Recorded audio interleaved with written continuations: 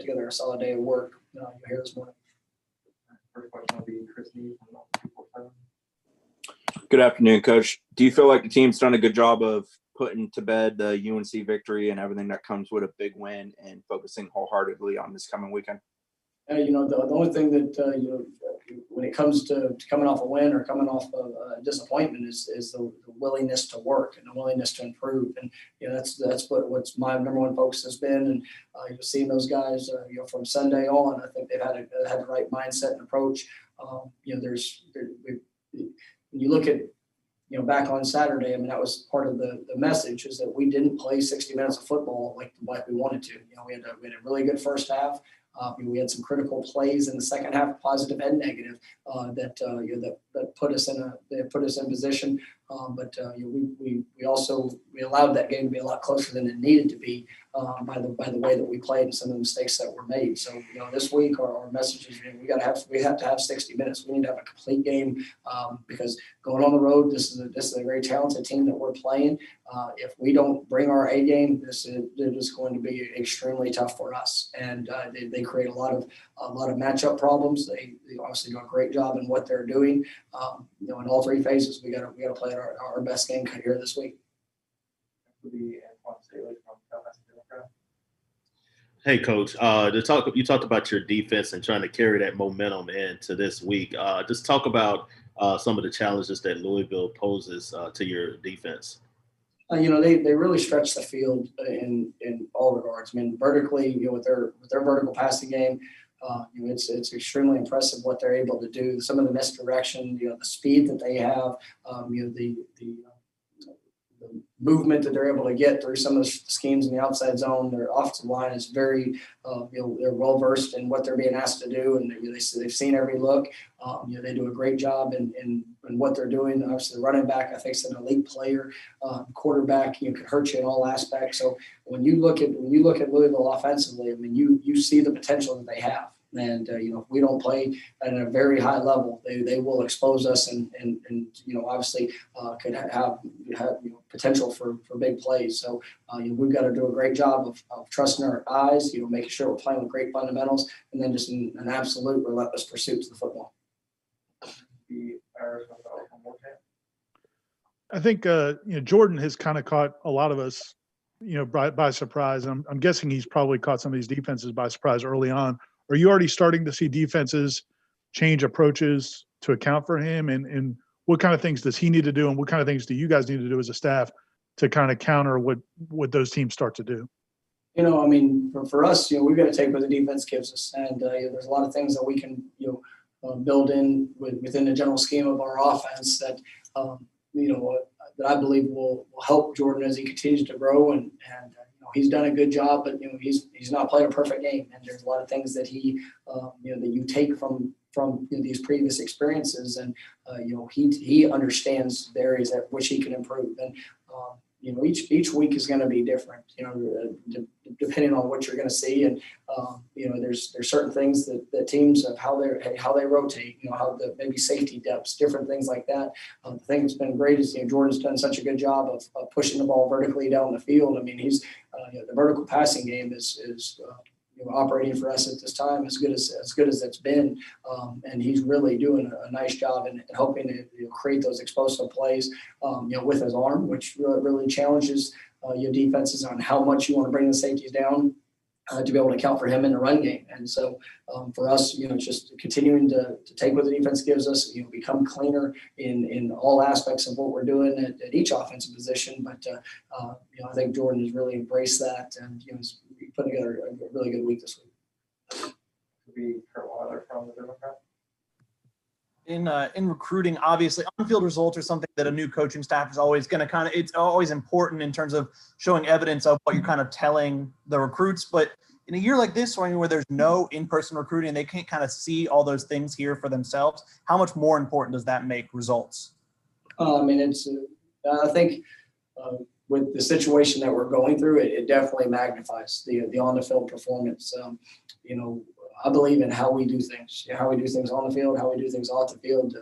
type of young men we're looking to bring here in all aspects. We're looking for the right fit. We want the biggest, strongest, fastest players that fit the mindset and the approach that we're looking for. And for them, it's about being able to see those results playing out. How we play the game is critical. I want recruits and parents and fan base to see a team that plays with unbelievable passion. It's a football team that's explosive in all three phases. And because this is a program and offense, defense, especially, and it's built for playmakers. So I want guys to, whether they're playing offensive line or they're playing defensive line, that they can see and envision themselves for what they can do here at one of the greatest institutions and football programs in college football history. So we have to play well, to be able to showcase that. But then, there's also things of just the belief of not only where we are, but also where we're going. So it all kind of plays together, throughout the recruiting process. Next will be Eric from Tomahawk Nation.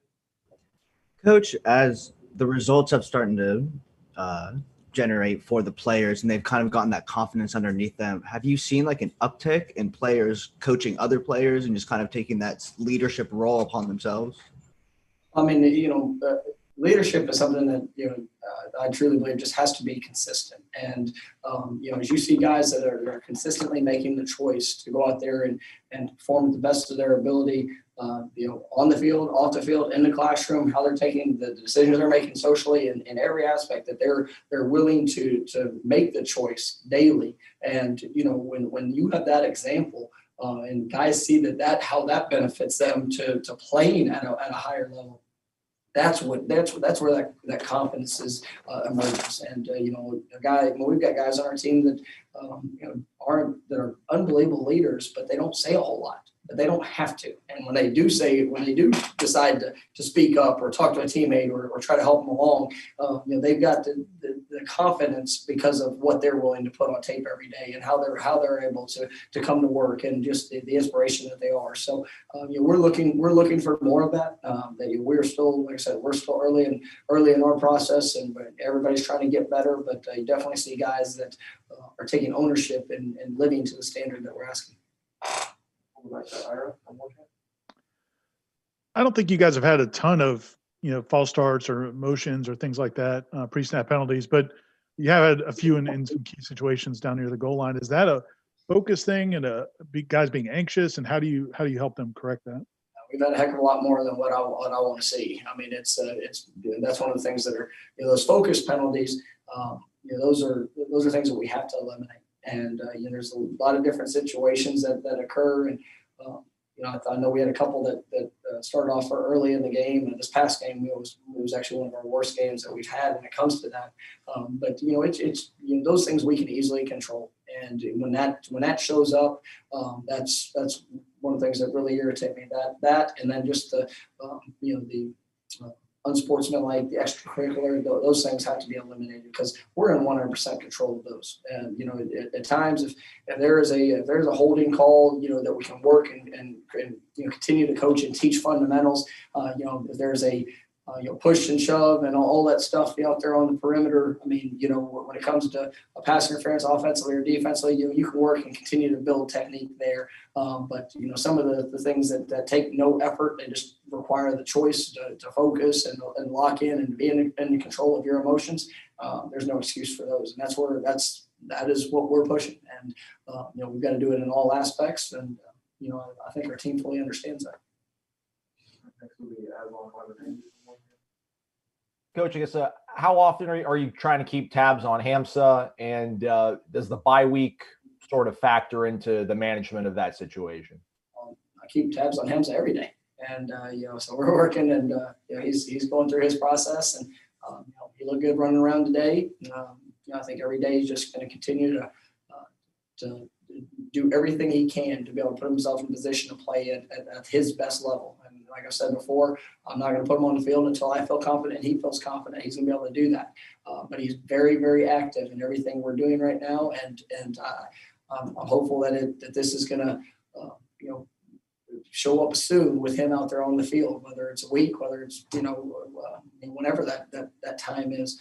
I know that he's working with that sense of urgency to get back on the field, and I'm excited about it. All right, we're going to go 2 more. Go back to Kurt from the Democrat. Similarly, you talked to, I think, Monday about Tamori and expecting him back soon. I guess, do you have any idea of a timeline, or is that something similar where you're just kind of monitoring it to see where he's at? Soon. I don't know how long it'll be, but it'll be soon.